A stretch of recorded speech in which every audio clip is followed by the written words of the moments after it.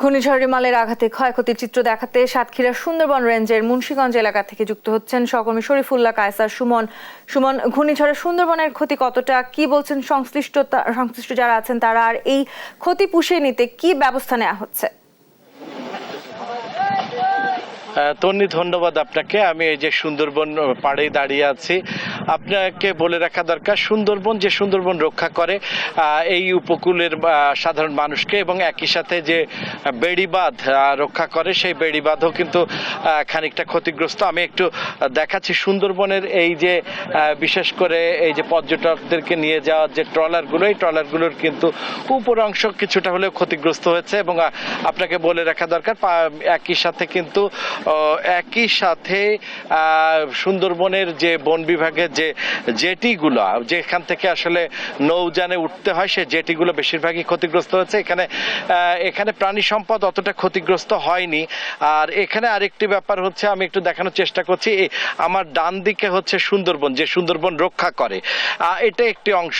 আর এখানে 800 কিলোমিটার রয়েছে উপকূলীয় বেড়িবাঁধ, যে বেড়িবাঁধগুলো কিন্তু 60-এর দশকে নির্মিত। এই 60-এর দশকের বেড়িবাঁধ কিন্তু অনেকটা জরাজীর্ণ এবং দুর্বল। সেটিকে কিন্তু এইবার প্রথম একটু বিশেষ একটি দিক ছিল প্রতিবাদ, যেমন পানি উন্নয়ন বোর্ড পুরো উপকূলবাসীকে রেখে তাদের খুঁজে পাওয়া দুষ্কর হয়েছে। এইবার প্রথম দেখা গিয়েছে যে পানি উন্নয়ন বোর্ড একটা সমন্বয় করেছে, এবং সেই সমন্বয়ের মধ্য দিয়ে কিন্তু উপকূলের সাধারণ মানুষরা কিন্তু পানি উন্নয়ন বোর্ডের সাথে একই সাথে এই দুর্যোগে যুদ্ধ করেছে, এবং যুদ্ধ করে কিন্তু সেই উপকূল রক্ষা করেছে। এই সমন্বয়ের বিষয়ে এবং এখানকার ক্ষয়ক্ষতির চিত্রটি জানবার জন্য আমরা পানি উন্নয়ন বোর্ডের নির্বাহী প্রকৌশলী মোহাম্মদ সালাউদ্দিনকে যুক্ত করছি। জি, ধন্যবাদ। সাতক্ষীরা মানে বহুত আগে থেকে যে কোনো দুর্যোগ, ঘূর্ণিঝড় আসলে মারাত্মকভাবে ক্ষতিগ্রস্ত হয়, এটা আমরা সবাই জানি। এর আগে যে বিভিন্ন সময় ঘূর্ণিঝড় হয়, আয়লা, আমপান, ইয়াস, সিডর, এসব এলাকা এইসব ঝড়ে সাতক্ষীরাকে অনেক পিছিয়ে পড়া জনপদে পরিণত করে।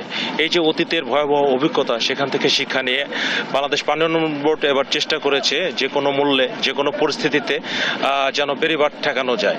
এর প্রেক্ষিতে আমরা চেষ্টা করেছি স্থানীয় জনগণ, স্বেচ্ছাসেবীদেরকে সাথে নিয়ে টানা 30 ঘন্টা এই প্রলয়ঙ্কারী ঝড়ের সাথে ফাইট করে এই যে বাঁধগুলা, জীবন রক্ষাকারী বাঁধ, সেটি রক্ষা করার জন্য সৃষ্টিকর্তা আমাদের সহায় ছিল।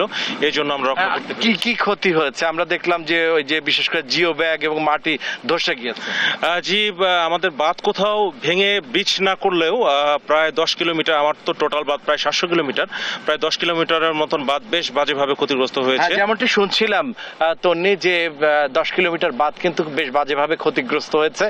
এবং এই চিত্র এখন এখানকার মানুষের প্রাণের দাবি হচ্ছে অবশ্যই এখানে টেকসই বেড়িবাঁধ নির্মাণ করা হোক এবং মানুষের জীবন জীবিকাকে সংরক্ষণ করা হোক। এই ছিল সর্বশেষ। তন্নি, সুমন, ধন্যবাদ আপনাকে। দর্শক, সাতক্ষীরা থেকে ঘূর্ণিঝড় রিমালের ক্ষয়ক্ষতি নিয়ে বিস্তারিত জানাচ্ছিলেন সহকর্মী শরীফুল্লাহ কায়সার সুমন।